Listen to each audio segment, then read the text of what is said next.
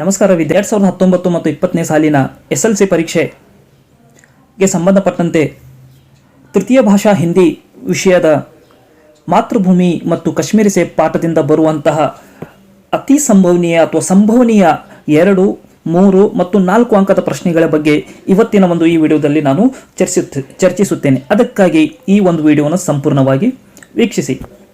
ವಿದ್ಯಾರ್ಥಿಗಳೇ, ಮಾತೃಭೂಮಿ ಪಾಠವನ್ನು ತೆಗೆದುಕೊಂಡಾಗ ಇಲ್ಲಿ ಪ್ರಮುಖವಾಗಿ ಕೇಳುವಂತಹ ಪ್ರಶ್ನೆಗಳು 2 ಇರುತ್ತವೆ.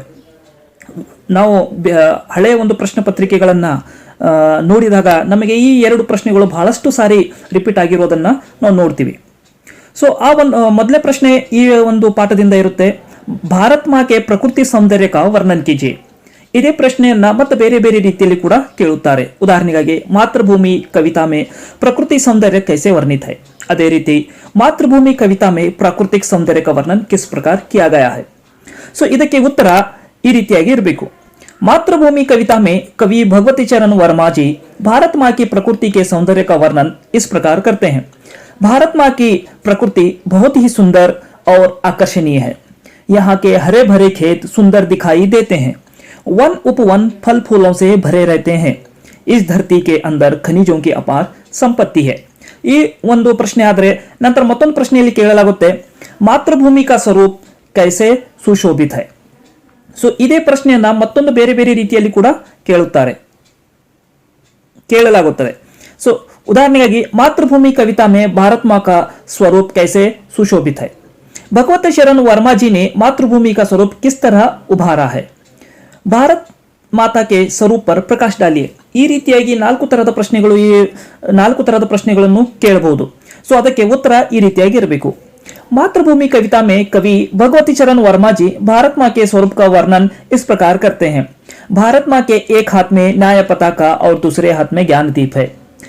यहाँ के हरे भरे खेत सुंदर दिखाई देते हैं. वन उपवन फल फूलों से भरे रहते हैं. इस धरती के अंदर खनिजों की अपार संपत्ति है और भारत माँ इसे मुक्त हस्त से बांट रही है. ಈ ಒಂದು ಪ್ರಶ್ನೆಗೆ ಉತ್ತರ ಈ ರೀತಿಯಾಗಿರಬೇಕು. ಅದೇ ರೀತಿ ಒಂದು ಪ್ರಮುಖವಾದ ಪ್ರಶ್ನೆ ಬರುವಂತಹ ಸಂಭಾವನೆ ಇದೆ. ಅದು ಏನಪ್ಪಾ ಅಂದ್ರೆ, ಕವಿ ನೆ ಭಾರತ್ ಮಾ ಕೋ ಅಮರೋं की जननी क्यों कहा है.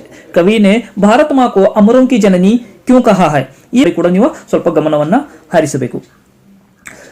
ಇನ್ನ ಕಾಶ್ಮೀರಿ ಸೇಬ್ ಪಾಠದ ಕಡೆ ಬಂದಾಗ ಇಲ್ಲಿ ಪ್ರಮುಖವಾಗಿ ಕೇಳುವಂತಹ ಪ್ರಶ್ನೆ, ಪ್ರೇಮಚಂದ್ ಜಿ ನೆ ಖರೀದಾರಿ ಕೆ ಬಾರೆ में क्या चेतावनी दी है.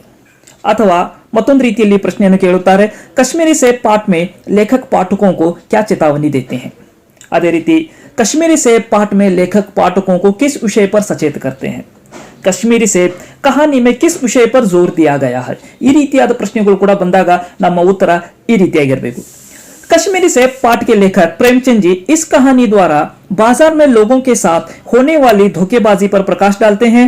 खरीदारी करते समय सावधानी बरतने की आवश्यकता पर जोर देते हुए हमें सचेत करते हैं कि अगर सावधानी नहीं बरते तो धोखा खाने की संभावना होती है. ಈ ಪ್ರಶ್ನೆ 2 ಅಂಕಕ್ಕೆ ಬರಬಹುದು. ಸೊ ಈ ನೆಕ್ಸ್ಟ್ ಮತ್ತೊಂದು ಪ್ರಶ್ನೆ ಇಲ್ಲಿ 2 ಅಂಕಕ್ಕನ್ನು ಕೇಳಬಹುದು ಅಥವಾ 3 ಅಂಕಕ್ಕೆ ಕೂಡ ಕೇಳುವಂತ ಸಂಭಾವನೆ ಇದೆ. ಅದು ಏನಪ್ಪಾ ಅಂದ್ರೆ, ಸೇಬ್ की हालत के बारे में लिखिए ಅಥವಾ ಸೇಬ್ की हालत के बारे में आप क्या जानते हैं. ಇದಕ್ಕೆ ಉತ್ತರ ಬಹಳಷ್ಟು ಸರಳವಾಗಿದೆ ಮತ್ತು ನೇರವಾಗಿದೆ. लेखक प्रेमचंद जी ने नाश्ता करने के लिए एक सेब निकाला तो वह सड़ा हुआ था. 1 रुपए के आकार का छिलका गल गया था. दूसरा सेब आधा सड़ा हुआ था. तीसरा सेब सड़ा तो न था मगर एक तरफ दबकर बिल्कुल पिचक गया था. चौथे सेब में एक काला सुराख था और बेर जैसे बेर में होता है. एक सेब भी खाने लायक नहीं था. ಸೊ ಈ ರೀತಿಯಾಗಿ ನಿಮ್ಮ ಉತ್ತರಗಳು ಇದ್ದರೆ ನಿಮಗೆ ಸಂಪೂರ್ಣವಾದ ಅಂಕಗಳು ನೀವು ಪರೀಕ್ಷೆಯಲ್ಲಿ ಪಡೆಯಬಹುದು. ವಿದ್ಯಾರ್ಥಿಗಳು, ಈಗಾಗಲೇ ವಿಡಿಯೋ ನಿಮಗೆ ಈ ಒಂದು ನಿಮ್ಮ ಅಭ್ಯಾಸದ ಒಂದು ಪುನರಾವಲೋಕನಕ್ಕಾಗಿ ಉಪಯೋಗ ಆಗಬಹುದು ಮತ್ತು ಈ ಒಂದು ವಿಡಿಯೋದಿಂದೆಲ್ಲ ಕೂಡ ನೀವು ಬಹಳಷ್ಟು ತಿಳ್ಕೊಂಡಿರಬಹುದು ಅಂತ ಭಾವಿಸ್ತೀನಿ. ಅದೇ ರೀತಿ ವಿದ್ಯಾರ್ಥಿಗಳೇ, ಈ ವಿಡಿಯೋದ ಡಿಸ್ಕ್ರಿಪ್ಷನ್ ನಲ್ಲಿ ಒಂದು ಗೂಗಲ್ ಫಾರ್ಮ್ ದ ಲಿಂಕ್ ಅನ್ನು ನೀಡಿದ್ದೇನೆ. ಇದರಲ್ಲಿ ಈ 2 ಪಾಠಕ್ಕೆ ಸಂಬಂಧಪಟ್ಟಂತೆ ಹಾಗೂ ವ್ಯಾಕರಣಕ್ಕೆ ಸಂಬಂಧಪಟ್ಟಂತೆ 1 ಅಂಕದ ಪ್ರಶ್ನೆಗಳನ್ನು ನೀಡಿದ್ದೇನೆ. ನಿಮ್ಮ ಸರಿಯಾದ ಉತ್ತರದೊಂದಿಗೆ ಈ ಫಾರ್ಮವನ್ನು ತುಂಬಿ ಸಬ್ಮಿಟ್ ಮಾಡಿ. ಧನ್ಯವಾದಗಳು.